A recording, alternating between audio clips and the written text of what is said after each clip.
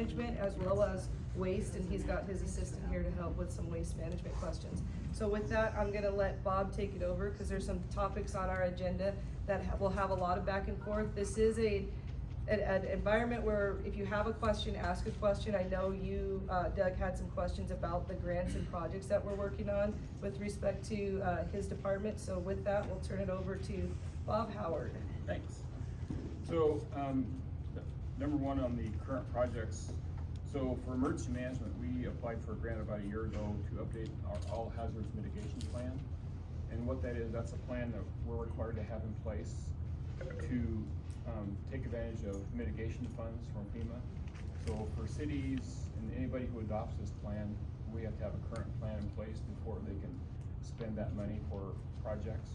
So we're in the beginning stages of that grant, setting the grant, getting a consultant on board, and putting together a planning committee. So that's kind of we just found this out a couple of days ago, so we're just starting that process.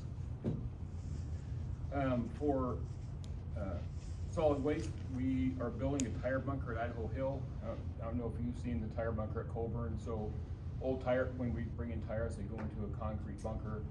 We load them out into a truck to the company that buys them from us, or that we pay to take them, I should say.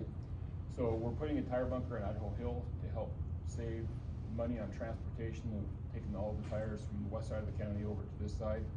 So we're trying to balance out that workload and less travel and save fuel for our fleet for solid waste.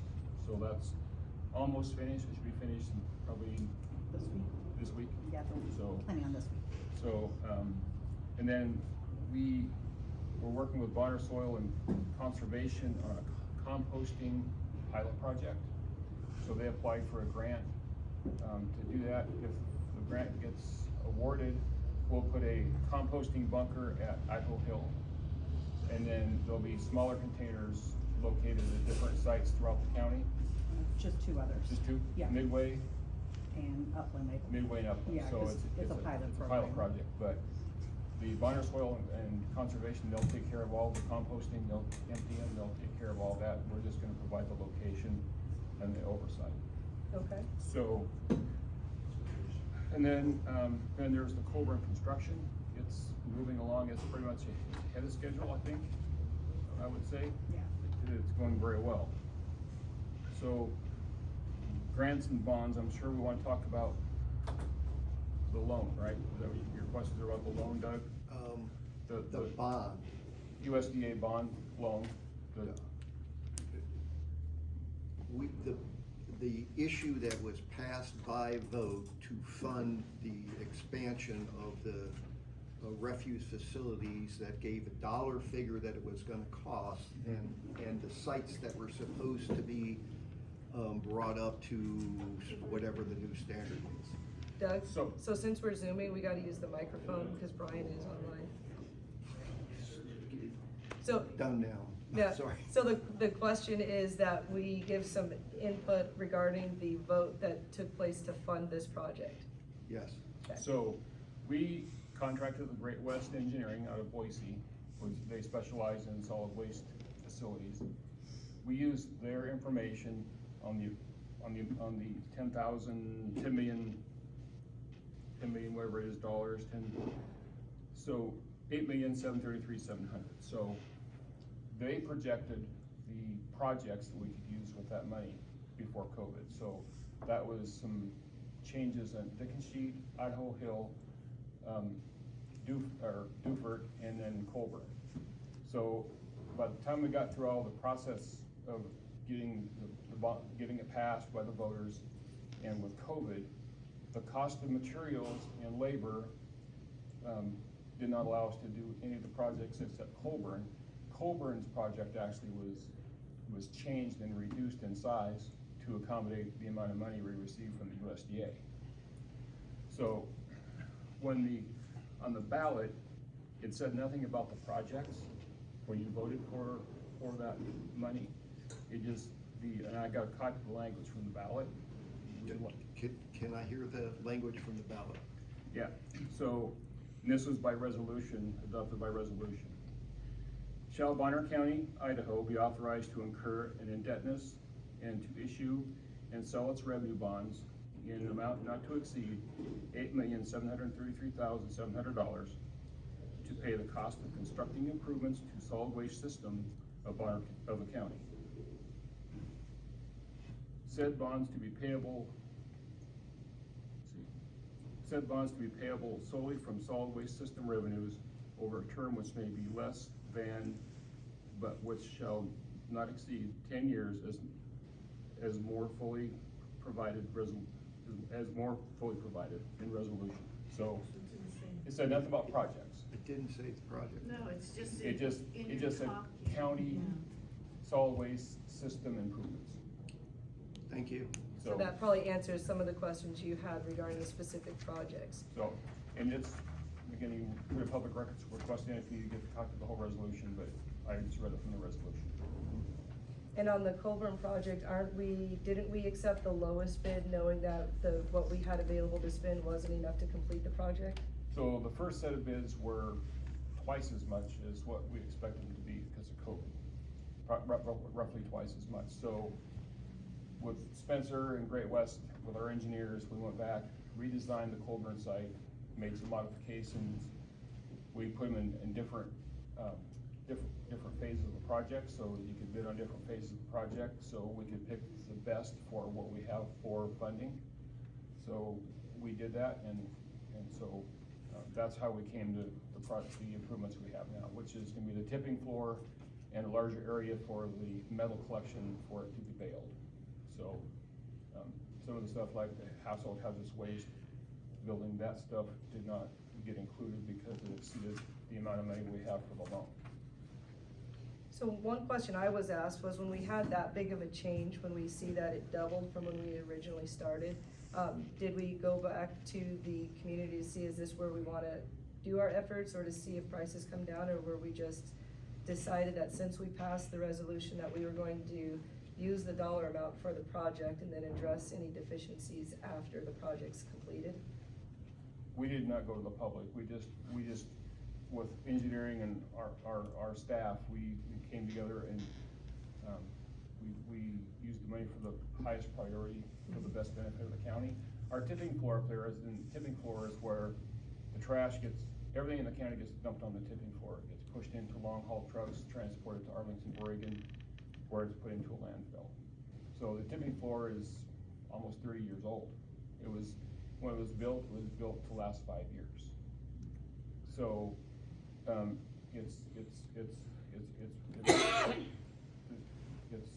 in bad need of repair. So what we did is we were building a new tipping floor right next to it, a larger tipping floor. So that will increase, we'll be able to load 2 trucks at the same time, and it'll get more capacity, more volume transported out of the county, if that makes sense. Yes. You guys can just pass the microphone around so you don't want to stand up. Rick Kramer for the record. So I heard you just say something that was, to me, was kind of astounding. That you said that the tipping floor was originally built to last 5 years. Correct. I've never heard of a construction where they build this limited time frame in for the money. So I have to ask you, how long is the new one built for? We planned it out for 20, 20 years. Okay, thank you. and it's based on volume and, our projections for volume and things like that, so. Bob, you mentioned that you're gonna be able to load 2 trucks. Now, is that 2 trucks on the new one, or is that utilizing the old one? Just utilizing the old one. So we're gonna, once the new one's built, we're gonna make some improvements on the old one to stabilize it, make it better, make improvements. So there'll be 2 long haul trucks will be able to be loaded. What's your hope on the repairs to the old one for longevity on that? Like I said, hope. The floor was one. tipping The floor is. The floor itself. The floor itself, concrete floor, is you can only scrape loader bucket across it so much before it starts coming apart, so. That and the metal structure around the side where you're pushing trash into the trailers, that gets bent and pushed and broke, and so, I'm not sure, how long, Spencer, longevity wise, you think with the repairs we're gonna make on the old tipping floor, how long do you think, what's your expectation? Wait, can we give him the, because he's our repairs for the engineer. Existing tipping floor, we're putting a new floor in the existing tipping floor, and it should last over 10 years. Okay. It's a high strength, high quality concrete that we're using to replace what's there now.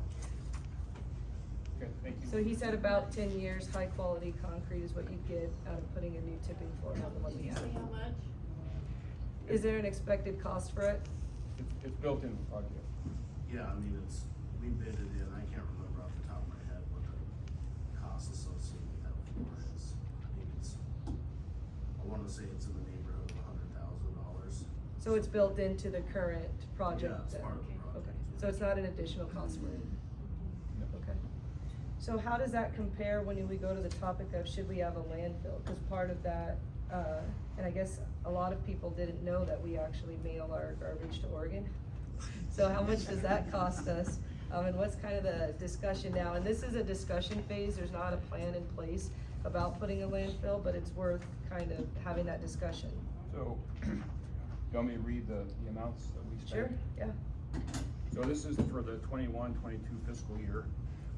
For rural collections, we pay $906,073.69. That was for just rural collections.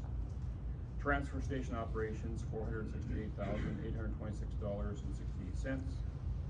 Transportation and disposal, $3,953.83.15. And then, for billing fees, $112,617.33. So that's what we spend. And if we had our own landfill, really the only cost would be the 3 million that would go away Well, for the transport of going to Oregon. yes, but for a landfill, there's a lot of federal environmental requirements, so Mhm. you have to have liners, you have to have, gas collection systems, you have to have, regular testing, so there's gonna be other expenses, we don't know what all of those are, Mhm. at this point. I know, it's the most cost-effective, efficient way of disposing of your trash, but, you know, we have 3 closed landfills in Bonner County that were closed when this tipping floor was built. So, finding a location for, and, you know, there can be a lot of work to determine if we put a landfill in Bonner County and how that's gonna look, and, you know, nobody wants a landfill in their backyard. So, you know, there's other, there's other counties in the North Panhandle that have issues with trash. I think maybe we'll look at other counties, look at consolidating, come and get other counties, and maybe find properties not being used, you know, I think there's a lot of options, we haven't gone there yet. Yeah. So it's just in the beginning stages of this discussion. Waste management is opening another landfill in Ritzville, which is, how much? Closer. It's closer It's to like us. 3 hours closer. 3 hours closer, so we don't know what that's gonna look like if, you know, when the contract comes up for renewal, if that's gonna change our cost to waste management. Okay. Even if you, Doug Patterson, if you, have a landfill within the county, you would still need to transport this trash from the various sites Correct. to that Correct. landfill. So you wouldn't save the entire $3 million plus, but it could be significant. So is there ongoing, estimations of what we would save, to head that direction? No, we're in the beginning stages of this whole discussion. I'm scheduling a field trip for all 3 commissioners to go to, Kootenai County landfill, their entire, process, how that looks, what's entailed in that permitting, so they can be educated on what it takes as we have these discussions moving forward. And it's important to be part of the conversation from a community level when we're looking at it before we tell you the landfill is off this side of the road. That's part of the transparency goal of having discussions with the department heads. It certainly would, need to be a county-wide discussion for site and all of that, and is the money saved worth the other expenses involved, but. Well, and we're, everybody looks at Bonner County as the resort area. That's part of where a lot of the awe of some people traveling is, and does that fit with landfill versus the cost benefit? How would that impact our water features? All of those things have to be discussed, and they're in the early phases of looking at that. Yeah, well, landfills would need to be away from water. It's such that you can do that anyway, but having been around landfills before. The smell travels. Yeah, they can be hidden relatively successfully. Yeah. If they're ventilated properly and things like that, they're managed properly, but they have to be in the driest part of your county, if it's in your county, because you have to deal with leachate, which is the runoff, Yes. rainstorms, things like that. It filters through and leaches all that Stuff. wonderful Yeah, liquid. sometimes holding ponds below them such that, So it's gonna be quite a process if that's, a way we choose to go. Yeah. Yeah, Brian. Oh, Brian Domke has a question online. Thanks, I didn't even look up there. Good morning, Brian Domke.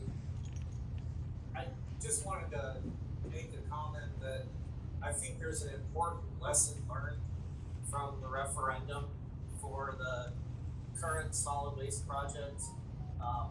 There was a lot of public presentation done by the Board of Commissioners before that referendum went out. And I think that's why there's been confusion over the actual referendum language, which was very intentionally simple and vague as compared to the detailed presentations that were given about why such improvements were needed, which was basically indicating improvements being needed at every location of the county. So I think as the public and as the current Board of Commissioners, it's important that we hold each other accountable to make sure that the presentations for why something might be important align with the actual referendum language that's put before the public, so it doesn't become a bait and switch situation. Thank you.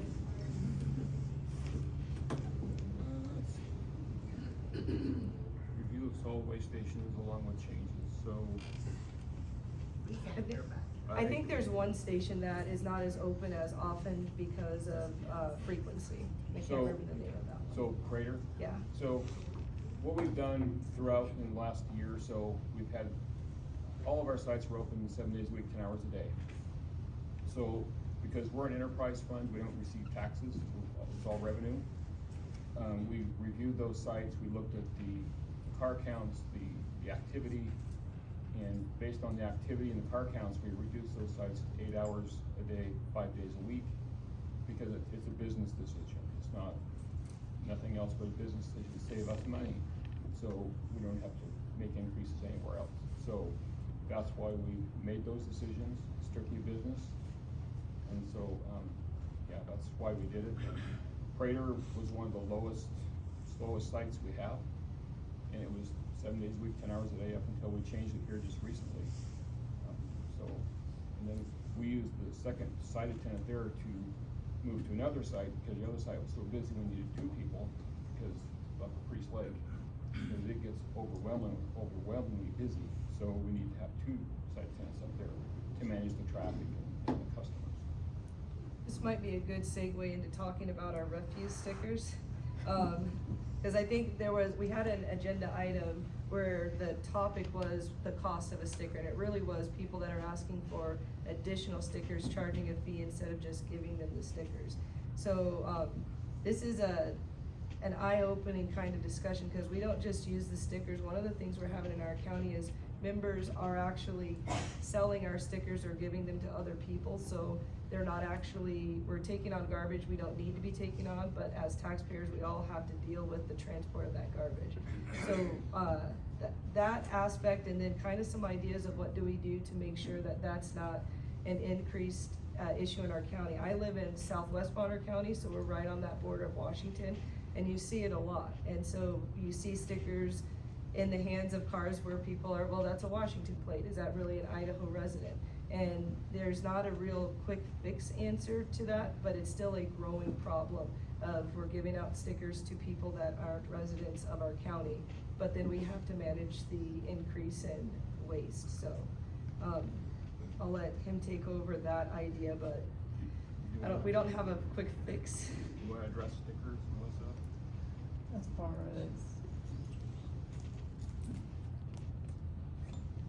Melissa Gold. So our sticker program, we verify anybody who gets a sticker when they request extra stickers. That's all we can do at this point. Yeah. It is a challenge. As far as people with Washington plates have a sticker, there's a lot of out-of-state people that own homes in Bonner County that pay the solid waste fee on their property taxes, so therefore are entitled to have a sticker and to utilize our facilities while they're here. We are going to start with our 2024 stickers. Right now, we give out two are mailed to you in your property tax statement. And then if you request it, we give an additional an additional set at no fee. For the 2024 stickers, we have to do a separate mailing. We can't put them in the tax bill any longer. And that's gonna cost solid waste, I think it was like $22,000 and extra. So rather than increase our solid waste fees or anything like that, we're gonna go with any extra sticker is $5, so you only get the 2 at no fee. Hopefully that'll make up that fee of what we're gonna have to pay to mail them out separately. So we are trying to think of some type of a app or barcode system to use off your phone, so we can kind of try and get away from the stickers. That would save us money, and I feel maybe control those that shouldn't be using the stickers to be able to, it's a little bit more control, hopefully. So that is in the beginning stages. We're working with our IT department, hopefully in some type of app or barcode or something like that. And then we also had a discussion about like the vacation rentals where people can request up to like 10 stickers. Yeah. Yeah, they do. 10 is our max at this point, and that's just very loose. I mean, there's nothing written. We feel 10 is more than plenty, but there are a lot of people that have lots of family that come up in the summertime and they all want a sticker. So we can't tell between vacation homes and Yeah. people that have a large family. Yeah. So. What is the barcode on? We're not sure yet. We haven't started it yet. This is just in the beginning phases. We're kind of thinking like a barcode app or something on your phone. What if you don't have a smartphone? Yep, we would still probably have to have the sticker program for those that don't have phones or anything like that. But we are looking at trying to do something like that. We're just trying to create efficiencies and more accountability. Yeah. If you will, for people. Lower costs. Yeah. There's a gentleman behind you too. Yeah. So What's your name? we have trash bins at our house that Mhm. we pay trucks to come in and take that away. You pay the service. You pay for the service. Mhm. Okay. That also means we deliver a whole lot less trash to their trash locations. Right. It would be good for people that do that to get some consideration in terms of the value paid. So your solid waste fee that is on your property taxes, that covers the transportation, basically, transportation and disposal to ship the garbage and bury it at the landfill, what the county has to pay. That's what that covers. Yes, it does cover our transfer station operations also, but that fee is meant to cover the fee that we're being charged, so. Well, my point is that, that trash is getting, there's no sticker involved when that truck arrives to dump at your location. We arrive at your location a whole lot less because the vast majority of our Right. trash is being taken away by those trucks. Right, and you're paying for the service. The solid waste fee is for the transportation and disposal, and if you do utilize our sites, you have that sticker to utilize it. So that sticker, I mean, it covers household hazardous waste. If you have a refrigerator, you can go take a refrigerator, cause waste management doesn't pick up bulky items either, so. But both groups are paying, I see Yeah, what you're doing, yeah. both group, you're paying for transport, but so is the person that has to drive their garbage for transport. Correct. So each person is just paying a percentage of what it costs for the operation. Right. And so he's saying, you would probably still end up with the same, because if you wanted to be reduced for frequency, then the person who drives would say, I wanna be reduced for transportation, cause I'm driving it. Right. And so we'd still end up with saying, but we have to pay for the cost of Yeah. it in the aggregate. I think that's what she's, And, There's a, they're right behind you.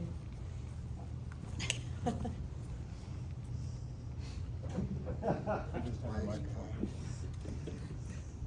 oh, thanks. Okay, two questions. First of all, I think you guys are doing a heck of a job. I've been here 20 years, and if people wanna complain, they ought to start looking at other states, because we've got it made, okay? Thank you. We really do. And secondly, why couldn't you mail out stickers with the tax? What happened? The tax assessor, I'm not quite sure what they're doing, I don't know, but there's not enough room in their envelope or something like that, going with the lockbox. I think they're looking at electronic, some kind of And that, yes. emailing or something, so Oh, if, That we've done also. it up until now, but this coming year, we cannot do that because they're changing their process, if you will. okay. Thanks, Bob.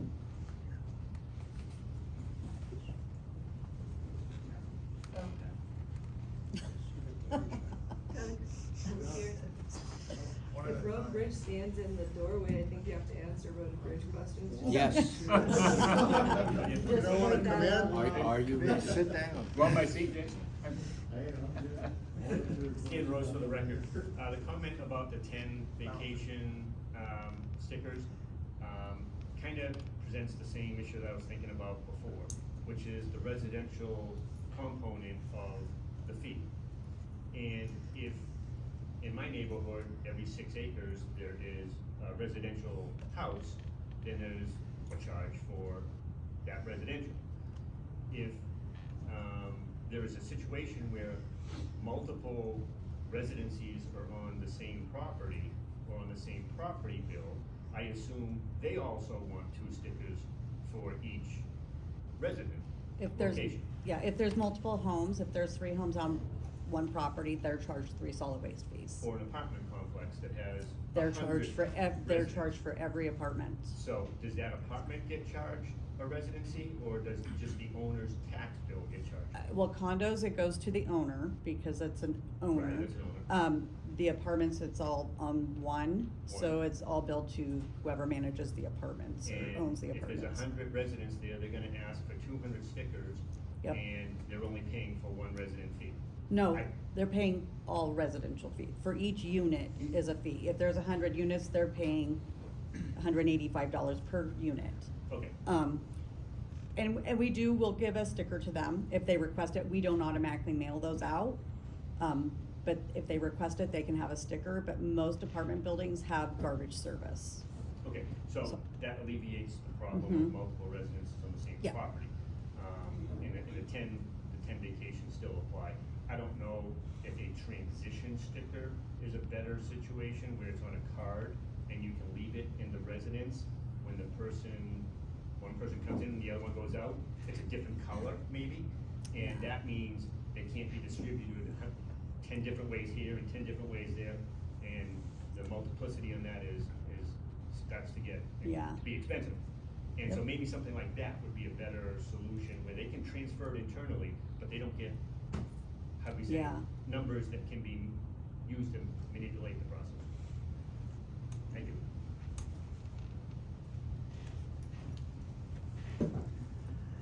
Jennifer Mark for the record. I have a quick question. I just wonder, as it, have they ever explored putting like a glass recycling bin or something? Cause I know, especially in the summer, over half my garbage is, glass and cans and things. So we did a pilot project down at Duford for, I believe, a year, maybe 2 years. 2 years. For single stream recycling, which included glass. The problem is the people that used it would dump their trash in the recycling bin. And so now that recycle automatically becomes trash, everything, because it contaminates it, so it's no longer recyclable. So it was costing us more money to process that than it does our regular trash per ton. So we eliminated that pilot project because it was not it wasn't a benefit. There was no recycle because it was all mostly contaminated. So we took it away. But if people used it correctly, would that save on some of the hauling costs? No, No. we still have to pay for the recycle. So it's like, I think it's a wash, it turned out, with our financial. Okay.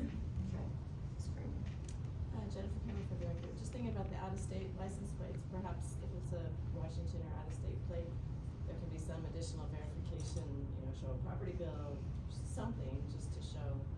Our site attendants they do that, if not with everyone, cause I mean, there's usually one person at the site, sometimes two, it's busy in there.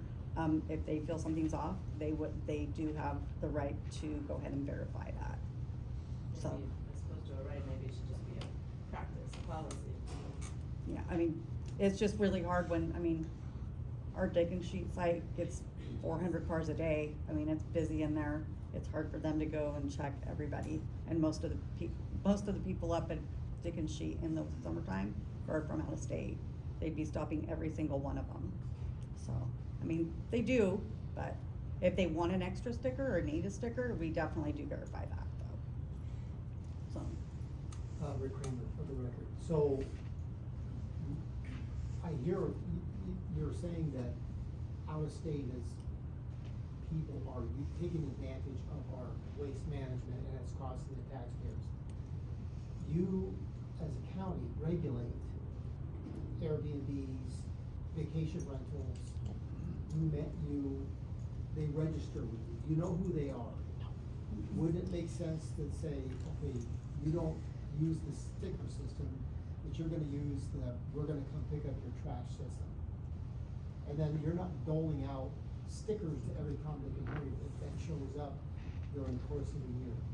So I'll answer that, because I think this is one where it isn't the county or employee, it's as residents of Bonner County, we need to understand the impact of requesting multiple stickers and the impact of requesting 10 for your vacation rental when it exceeds what the expectation is. Because the county will never be able to get it down to zero duplication of giving somebody, you paid $200 to use the Blanchard waste station because it's closer. It comes, in my opinion, from us educating the community on, we are all paying if I give somebody a sticker and request another one.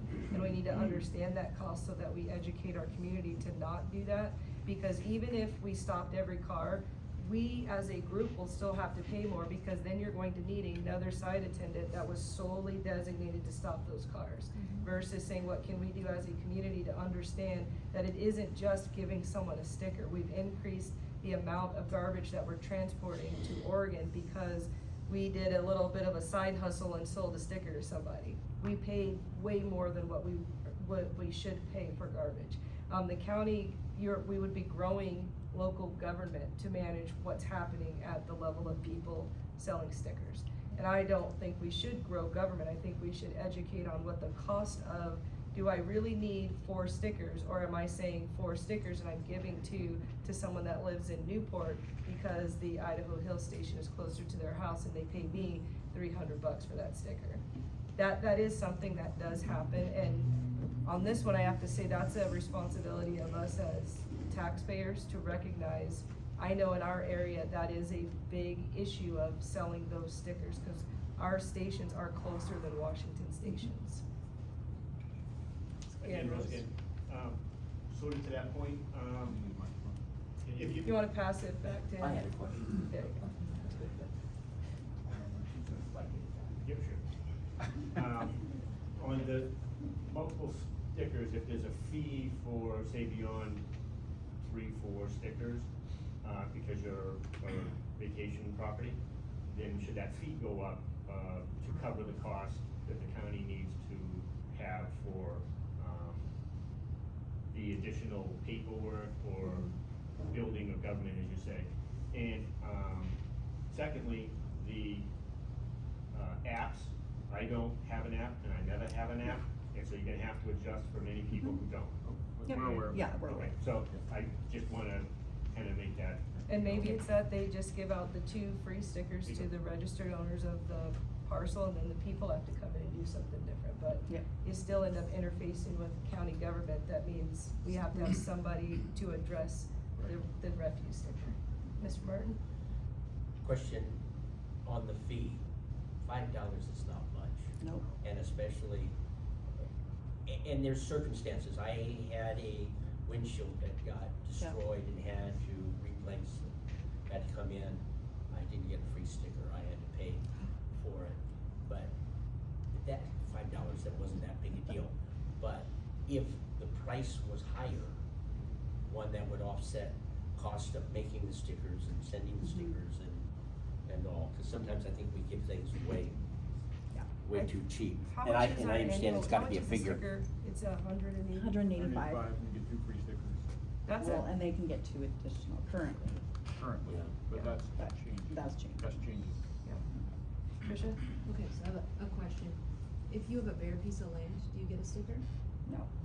No. Is it possible to get a sticker with a bare piece of land? You have to pay. That one I know. You 'cause can- we yeah, have you to can pay purchase You have to it. pay for You it. can pay your solid waste. How fee. much, so you could just, let's say I have an RV park on my land and I wanted some stickers, how would, You would need to pay per site. of the RVs? $185 per RV site. Mhm. Okay. Would it ever be possible that we could have the trucks come to our houses and get the garbage? Oh, yeah. You get a hold of Waste Management, because they do the commercial side, Uh-huh. and to talk to them, then you deal with them on the dumpster, the place that your RV park. Oh, okay, I was just saying though, like, as a normal resident, cause wouldn't that, I think Doug has a good point. If you could have a, you know, a little green garbage can, it would keep people from, they would just throw it in there and it would keep people from cheating the dumpster. So with RVs, then, and you wanted a waste management to come in and serve it, pick you up, you'd be paying the service plus that disposal that is on residential property taxes. As a business, you would be charged as the solid waste fee. Waste management would bill that. So you wouldn't necessarily pay it on the property taxes or come in and pay me, you would pay them for the disposal portion. So, but, I mean, that's something you would have to contract with them for. Okay, that makes sense. And But then- being a rural county, you'd be hard pressed for everybody to get delivery service to your home to Correct. reduce the Yeah. sticker usage. What if you guys did, like what Dan is saying, a library card, and then you could say you could have 2 library cards? Yep. And then that barcode you could have a software, and so you know if somebody is continually coming too many times on that barcode, then you know that residence, it would That's, flag, just yeah, like the library. that's what I'm envisioning, so. Okay. And actually, that would let you update it for the next year and not have to send out new Correct. ones or to stop it. Correct. That's a good idea. That's what I'm envisioning, so. Roger Sparling. for Bob's the watching the record. time. We have to be done by 8:45 for Jason. You're good. Really? She didn't get that on Okay, camera. I hate to tell you, but that was a good idea. What's the process for being able to increase the charge to $10, let's say? Is there, We have to take it before the Board of County Commissioners, and we have to have a public hearing. okay, so what do you need from the public to do that? We just have to have a public hearing and present it, and anybody who has any discussion or issues with it, it's their time to talk I about it. mean, what a great idea to cover some of the costs. Anybody else? So he wants increased costs, so we'll make sure we put that down. It's not to the county, We might increased have cost to No, the consumer. we're just making sure. How much are you willing to pay for a sticker? $10 a sticker. Go here, 25. Might be able to knock off a load after all. People from out of state pay Most 100 to 300, so. And most people are not happy to pay the $5 Oh, when they go to the I site understand. anyway. are not happy. Yes, sir. Dan Willie for the record. I was wondering, does the state of Idaho have a provision for theft of services? Because effectively, anybody from out of state who is given a sticker by somebody else and is constantly using that to deposit trap is committing a theft of services against the county and the residents therein. There is a code for theft of services in the state. How do you prove that? The department or the county be willing to prosecute that? It's gonna take up a lot of law enforcement time, which we don't have the staffing enough for law enforcement already. Well, if your process of issuing the stickers were streamlined sufficiently to be able to tie the sticker to a given residence, that would be eliminated. Well, and Or that's. not eliminated, at least ameliorated. And that's part of this process we're working with technology on, is they have the RP number for each property. So it would tie it to either the RP number or the address or the owner, so we're still working on that process. And then the fault could lay with the owner of the property as opposed to the person actually making the dump, because they are as guilty as the person using the dump. And I think her card idea will help to shore that problem up. I know we're ending here soon, but I wanna make sure we advertise for the LEPC meeting this Thursday. Yep, 9 o'clock here. And a lot of people ask us about emergency planning and what does the county do. That is a good meeting to attend, to let you know what's happening in the county. There is gonna be a presentation as well as, a discussion on hazmat. So if you have, like, a lot of questions about fire right now. There was a question about will Bonner County end fireworks because of fire danger. There was nobody that had there wasn't an example of, fireworks are causing a problem in Bonner County. But that meeting is a good meeting to attend. And then you're gonna say a quick thing on bonfire program. Bonfire program is, it's a grant program we have. We, to date, for this calendar year, we've, treated almost 150 acres of private land, and it's all, at no cost to the landowner, it's by grants.